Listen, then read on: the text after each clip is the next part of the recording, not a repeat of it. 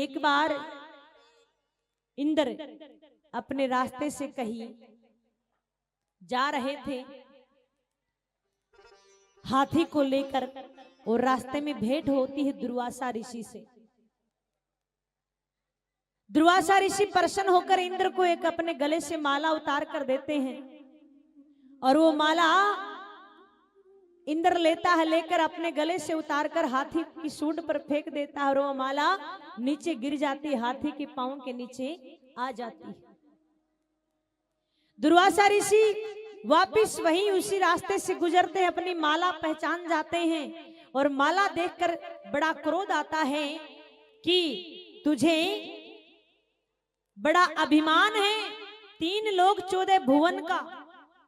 मैं अभी श्राप देता हूं कि तेरे से ये अभी छीन लिए जाए। श्रापित हो जाता है इंद्र।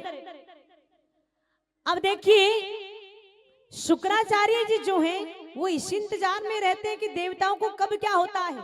अच्छा, शुक्राचार्य जी कौन है? ए माताओं, ऐसे तो काम नहीं चलेगा भाई, बड़ा सहारा ले लेगी बैठी माताएं हैं। शुक्राचार्य जी कौन है? किनके गुरु? दैत्यों के। और देवताओं के गुरु कौन है? अब पीछे जो माताएं बैठी कुर्सियां डाल डाल कर, माताओं बोलो कुछ है। देवताओं के गुरु कौन है? बृहस्पति जी। आगे जो माताएं बैठी है तो याद कर कर आती है, पीछे वाली माताएं पता नहीं है, आवाज तो आती नहीं है। हाँ ना, कुछ तो बोला करो आप भी,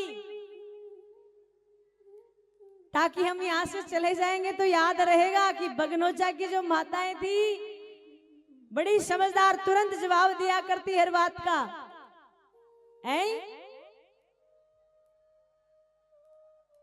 शुक्राचार्य जी को पता लगता है इंद्र श्रापित हो गया।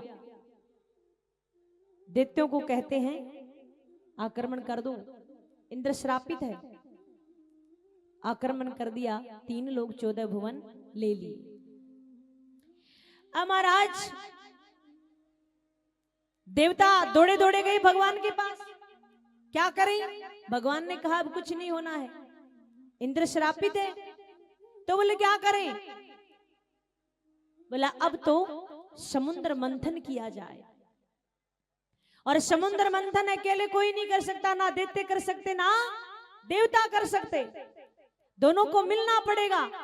देवता आए दैत्य से बोले समुद्र मंथन करें, तैयार हो जाते। बोला ठीक है। अब महाराज तैयार हो जाते हैं।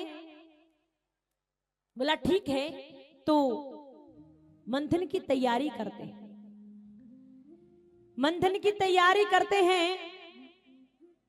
अच्छा, देवता जो हैं बड़े चतुर हैं, दैत्य बलशाली तो हैं पर विवेक नहीं है, बुद्धि नहीं है। बुद्धि कहां लगानी दैत्यों को पता नहीं है। भगवान ने कहा देवताओं से कि तुम ऐसा करना, उनको बोलना हम मुख की तरफ लगेंगे। किसके? जो बासुकी नाग मंगवाया जाएगा उसके मुख की तरफ लगेंगे। बोला ठीक है। क्यों? अगर तुम मुख की तरफ लगोगे तो दैत्य कहेंगे अभी तो हम राजा, हम लगेंगे उधर, क्योंकि उनको लगेगा पता नहीं उधर क्या होने वाला है। बोला ठीक है।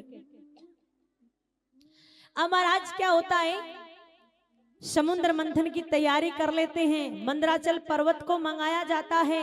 मंदराचल पर्वत डूबने लगता है, तब भगवान कच्छप अवतार ग्रहण करते हैं, मंदराचल पर्वत को अपनी पीठ पर धारण करते हैं। बासुकी नाग मंगवाया जाता है और मंथन आरंभ होता है। तो देवता कहते हैं हम तो मुख की तरफ लगेंगे। दैत्य कहते हैं ऐसे कैसे लगोगे, अभी तो हम राजा हैं। बोला कोई बात नहीं। दैत्य मुख की तरफ लगते हैं। जैसे मंथन आरंभ होता है, विष निकलता है, काफी से दैत्य नष्ट हो जाते हैं। तब तक बात का पता लगता है, सारे एक साइड हो जाते हैं। अब शर्त एक थी कि मंथन करते समय कोई भी वस्तु निकले वापिस नहीं जानी है। देवता दौड़े दौड़े गए किसके पास? महादेव जी के पास। महादेव जी के पास गए और कहा चलिए भगवान विष ग्रहण करिए। माँ कहती सुनो सुनो, ये देवता बड़े चतुर हैं, अमृत स्वयं ले लेंगे, विष आपको देंगे। महादेव जी कहते कोई बात नहीं, जग कल्याण के लिए हम सब कुछ करने के लिए तैयार हैं। माँ अपना दिमाग लगाती है, बोले सुनो मेरे से प्रेम करते हो? बोला हाँ। बोले एक बात बताओ, प्रेम करते हो तो मेरी जगह कहाँ है? बोले हमारे हृदय में। तो बोला आप विष ग्रहण करोगे? बोला हाँ। तो हृदय तक पहुंचेगा? बोला हाँ। तो हमारी तो मृत्यु हो जाएगी। ऐसा कौन सा प्रेम करते हो?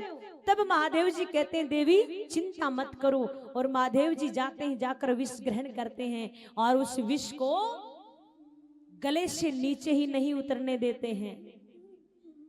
तभी से महादेव जी का क्या नाम पड़ा है? पीछे से बताइए। नीलकंठ महादेव, क्योंकि उनके कंठ नीले पड़ जाते हैं। बोलिए नीलकंठ महादेव की जय हो। महाराज समुद्र मंथन आरंभ होता है। करते करते उसमें काफी सी चीजें निकलती है। कामधेनु गाय निकलती है, ऐरावत हाथी निकलता, परिजात वृक्ष निकलता है और काफी सी अप्सराएं निकलती है। उनको इंद्रलोक भेजा जाता है। अब लक्ष्मी जी निकलती है, हाथ में वरमाला। वरमाला है तो किसी के गले में डालेगी।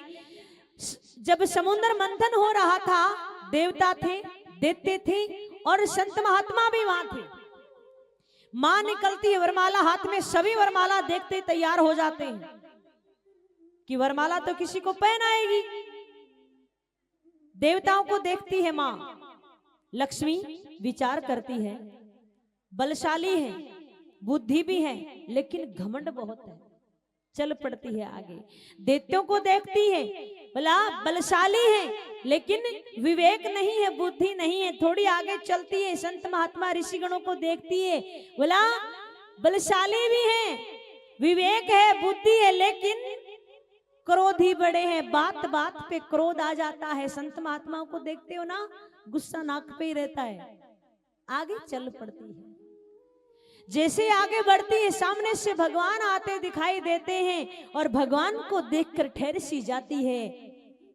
बलशाली भी है, विवेक भी है, बुद्धि भी है, क्रोध भी नहीं है, सर्व गुण संपन्न है। और ये भाव कर कर भगवान के गले में वरमाला डाल देती है। अब महाराज क्या होता है?